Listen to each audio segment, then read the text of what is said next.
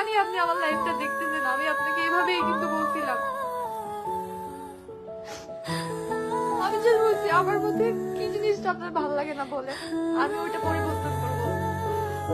আমি শুকনো, আমার ভালো লাগতেছে, আমার কোনো ফিগারে প্রবলেম, আমি জিম করবো, সমস্যা নাই, তাও আমাকে ছেড়ে যাইয়েন না, তাও এগুলো আর করিয়েন না। মেয়েটি অনেক শখ করে ভালোবেসে বিয়ে করেছিল। ছেলের সামর্থ্য ছিল না, তাই বিয়ের কনের সাজ গয়না শাড়ি থেকে শুরু করে সব কিছুই নিজেই কিনেছিল। কারণ ভালোবাসতো, কারণ সে বিশ্বাস করেছিল ভালোবাসলে দুনিয়া জয় করা যায়।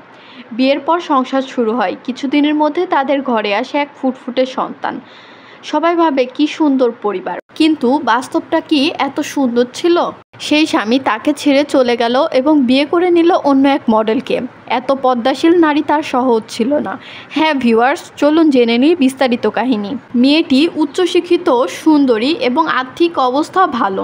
নাম সুমাইশা তিথি, যাকে সোশ্যাল মিডিয়াতে মাশাল্লাহ আপু নামে সবাই চিনে। গতকাল রাত্রে তিনি লাইভে এসে তার স্বামী নেওয়াজকে নিয়ে সমস্ত তথ্য ফাঁস করে। ভালোবেসে বিয়ে করেছিল তারা। বিয়ে করার পর সবসময় তার স্বামীর মন মতো চলার চেষ্টা করেছে সে। ঠিক যেমন তার স্বামীর পছন্দ ছিল সেরকমই হয়ে ওঠার চেষ্টা করেছে সে, তবে পর্দা মেনটেন করে। কিন্তু তবুও স্বামী পরকীয়া করে বেড়াতো, কিন্তু ভালোবাসার খাতিরে স্বামীকে ছাড়তে পারতো না। সম্প্রতি তার স্বামী নেওয়াজ সুহি ইকবাল নামে এক খোলামেলা নারীকে বিয়ে করেছেন এবং সুমাইশা তিথিকে নিয়ে অনেক বাজে বাজে মন্তব্য করে পোস্ট শেয়ার করেছেন। অবশেষে সব সহ করতে না পেরে মেয়েটা, যার নাম সুমাইশা তিথি, যাকে আপনারা চিনেন মাশাল্লাহ আপু নামে, লাইভে এসে ফাঁস করেছেন সমস্ত সত্যি।